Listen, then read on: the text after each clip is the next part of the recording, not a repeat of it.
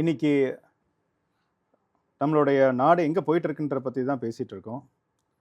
நமது பாரத நாடு வந்து இன்னைக்கு அடகு வச்சிருக்காங்கன்றது தான் சொல்கிறது இந்த கவர்மெண்ட், மோடியோட கவர்மெண்ட். அதுக்கு காரணம் என்னன்னு கேட்டிங்கன்னா, மோடி அவர்கள் வந்து 30 நாள் நம்ம ரஷ்யா கிட்ட இருந்து கச்சா எண்ணெய் வாங்குறதுக்காக ஒரு டைம் கொடுத்துருக்காங்க.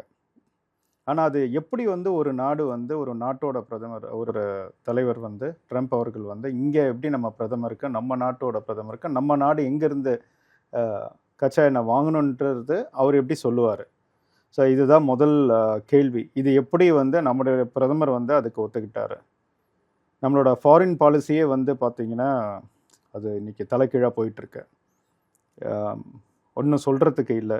இது என்ன எதனால் வர பிரச்சனைன்னு கேட்டிங்கன்னா, நம்மளுடைய இப்போது ஈரானை வந்து இஸ்ரேலையும் அமெரிக்காவும் சேர்ந்து ஈரானை அடிக்க ஆரம்பிச்சிருக்கு. ஸோ அந்த போர் நடந்துகிட்ருக்கு. ஈரானும் திருப்பி பதிலுக்கு வந்து அவர்களை தாக்கி கொண்டு இருக்கிறார்கள். இதனால் வந்து என்ன ஆகுதுன்னு கேட்டிங்கன்னா, நம்மளுடைய கச்சா எண்ணெயோட வரவு வந்து பார்த்திங்கன்னா நிறைய பாதிக்கப்படுது. ஹார்மஸ்ன்ற ஒரு இடம், நீர்வழி பகுதியில் தான் அங்கே கச்சா எண்ணெய் வந்து அதிகமான கப்பல்கள் போக்குவரத்து போகிற வழியாக உள்ளது. அந்த இடம் வந்து பார்த்திங்கன்னா இப்போ பயங்கரமான போர் மேகங்களில் சூழ்ந்து சில கப்பல்கள்லாம் மூழ்கடிக்கப்பட்டதுன்றது நம்ம பார்க்குறோம். ஸோ அதனால் வந்து கச்சா எண்ணெய் வந்து இந்தியாவுக்கு வர்றது வந்து தடைப்படுது. ஸோ இதனால் நம்மளுடைய கச்சா எண்ணெய் இங்கே வர்றதுக்கு அந்த பிரச்சனைக்குள்ளாகிறதுனால நமக்கும் இங்கே எண்ணெயோட விலையெல்லாம் வந்து பெட்ரோல் விலை ஏறுன்ற இதெல்லாம் வந்திருக்கு. ஆனால் அது இன்னும் நம்ம விலையெல்லாம் ஏறலை. அது என்னைக்குன்றது நமக்கு தெரியல. இதோட முக்கியமான ஒரு அம்சம் என்ன கேட்டிங்கன்னா, ட்ரம்ப் அவர்கள் எதற்காக அவர் சொல்கிறத நம்ம கேட்கணும்? நம்ம என்ன அந்த அளவுக்கு குறைஞ்சி போயிட்டோமா? நமக்குன்னு ஒரு வழிகள் இல்லையா? நம்ம பல நாடுகளோட நம்ம வந்து வர்த்தகத்தோட தொடர்பு வச்சுருக்கோம். அது மாதிரி கச்சா எண்ணெய் வாங்குவதற்கான தொடர்பை நம்ம வைத்துள்ளோம். ஏன் வந்துட்டு இப்போ அவர் வந்து என்ன சொல்கிறாரோ அதை தான் நம்ம கேட்க வேண்டியதாக இருக்குது. இப்போ உதாரணத்துக்கு நம்ம முதல்ல இருந்து பார்க்குறோன்னு வச்சுக்கோங்க. இந்தியா ரஷ்யாவிடமிருந்து ஆயுதங்களும் கச்சா எண்ணெயும் நம்ம வாங்கிட்டு இருந்தோம். ஸோ இதை வந்து ட்ரம்ப் வந்து இனிமேட்டு நீங்கள் வாங்கினீங்கன்னா 50% வரியை விதிப்பேன்னு சொல்லி விதித்தார் நம்மளுடைய பொருட்களுக்கெல்லாம். ஸோ இதை தொடர்ந்து என்ன ஆச்சுன்னு கேட்டிங்கன்னா, ரஷ்யாவிடம் இருந்து கொள்முதல் செய்யும் எண்ணெயை வந்து ஒரு கட்டத்தில் ட்ரம்ப்போட மிரட்டலுக்கு அடிபணிந்து நம்மளுடைய பிரதமர் அவர்கள் நாங்கள் வாங்க மாட்டோம்னு சொல்லிட்டு சொன்னார். அதுக்கப்புறம் என்ன ஆச்சுன்னா 18% வந்து நம்ம அதுக்கு வரியை வந்து அந்த அளவுக்கு குறைச்சாங்க. ஸோ இதற்கிடையில தான் என்ன ஆச்சுன்னு கேட்டிங்கன்னா, இதுக்கு நடுவில் இன்னொரு விஷயமும் நடந்தது.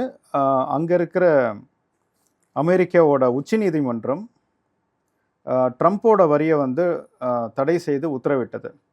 ஸோ அதை தொடர்ந்து என்ன பண்ணாருன்னா, ட்ரம்ப் அவர்கள் வந்து அவங்களுடைய சட்டப்பிரிவு 122 அந்த பிரிவை பயன்படுத்தி உலக நாடுகளுக்கு எல்லாருக்குமே 10% வந்து வரி அவர் விதித்தார். ஸோ இதற்கிடையில தான் அமெரிக்காவும் இஸ்ரேலும் சேர்ந்து ஈரானை தாக்குகிறது. இதை தாக்குனதுக்கு அப்புறம் கேட்டிங்கன்னா, நம்மளுடைய கச்சா எண்ணெயோட விலை வந்து எல்லா இடத்துலையும் கச்சா எண்ணெயோட அந்த வரவு வந்து குறைந்தே வருகிறது. ஸோ அதுக்கு வந்துட்டு அதை ஒரு சரிநிலைக்கு கொண்டு வர்றதுக்காக இந்தியா வந்து கேட்டிருக்கு. அப்போது வந்து ட்ரம்ப் என்ன சொல்கிறாருன்னா, இது வந்து நீங்கள் 30 நாளைக்கு வாங்கலாம். ஸோ இந்த 30 நாளைக்கு வாங்கலான்ற சொல்கிறது அவர் யார் நம்மளை டிக்டேட் பண்ணுறது? இதுதான் கேள்வி மக்களிடையே. நம்ம போய் அடகு வச்சுட்டோமா முக்கியமாக? ஸோ இப்போ இவ்வளோ பிரச்சனை இருக்குது. இதுக்கு முன்னாடி நீங்கள் பார்த்தீங்கன்னா, ரஷ்யாவிடம் வந்து வாங்குறத நீ நிறுத்தினா தான் உனக்கு வந்துட்டு நாங்கள் 50% வரியை வந்து குறைப்போம்னு சொல்லி 50% வரியை போட்டுட்டு நம்மளை வந்து திண்டாட வச்சாங்க. அதுக்கப்புறம் 18% குறைஞ்சது. இப்போ என்ன சொல்கிறாருன்னா, நீங்கள் அங்கே தான் 30 நாளைக்கு வாங்கணும்னு சொல்கிறாரு. இதை நம்ம எங்கேன்னு எடுத்துக்கிறது? இந்த மாதிரி ஒரு நிலைமை வந்து இந்திய திருநாட்டிற்கு வந்ததே இல்லை. ஏன் இந்த கவர்மெண்ட் இப்படி அடிபணிஞ்சு அமெரிக்காவுக்கு போகிறாங்கன்றதும் ஒரு பெரிய கேள்விக்குறியாக இருக்குது. நமது ராகுல் காந்தி அவர்கள் எக்ஸ் தளத்தில் வந்து பதிவிட்டு இருக்கிறார். இதை பற்றி நம்மளோட நாட்டோட வெளியுறவு கொள்கை வந்து பலவீனம் அடைந்திருக்கிறது.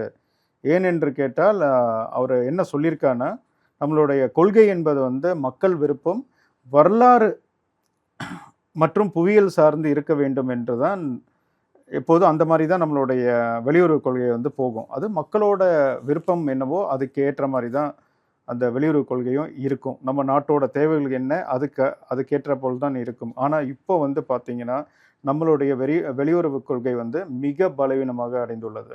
காரணம் என்ன கேட்டிங்கன்னா, யாரோ வேற ஒரு நாட்டில் இருந்து அந்த அந்த தலைவர் வந்து நம்மளை டிக்டேட் பண்ணுறாரு. ஸோ இதுதான் அவர் சுட்டி காட்டியிருக்காரு. இன்னும் அவர் நம்மளுடைய எதிர்க்கட்சி தலைவர் ராகுல் காந்தி அவர்கள் என்ன சொல்லியிருக்காருன்னு கேட்டிங்கன்னா, அது ரஷ்யாவாக இருந்தாலும் சரி, ஈரானாக இருந்தாலும் சரி, எல்லாம் அமெரிக்காவின் தீர்மானமாகவே முடிவெடுக்கப்படுகிறது. அங்கே ட்ரம்ப் என்ன சொல்கிறாரோ அதை தான் இங்கே நடைமுறைப்படுத்துகிறாரு. அது என்ன விஷயன்ட்டு நமக்கு தெரியாது, அதுக்குள்ளே இருக்கிற சீக்ரெட்டும் நமக்கு தெரியாது. ஸோ அதை பற்றி இன்னொரு நாளைக்கு பேசலாம். கடந்த பிப்ரவரி 11, 2026 அன்று மக்களவையில் பேசிய போதே இந்தியாவின் எரிசக்தி பாதுகாப்பு சமரசம் செய்யப்படுவது குறித்து எச்சரித்ததாக ராகுல் காந்தி அவர்கள் மிக தெளிவாக குறிப்பிட்டுள்ளார். ஆனால் இந்த விவகாரத்தில் மோடியின் மௌனம் மிக வெட்கக்கேடானது என்று அவர் சுட்டிக்காட்டியுள்ளார்.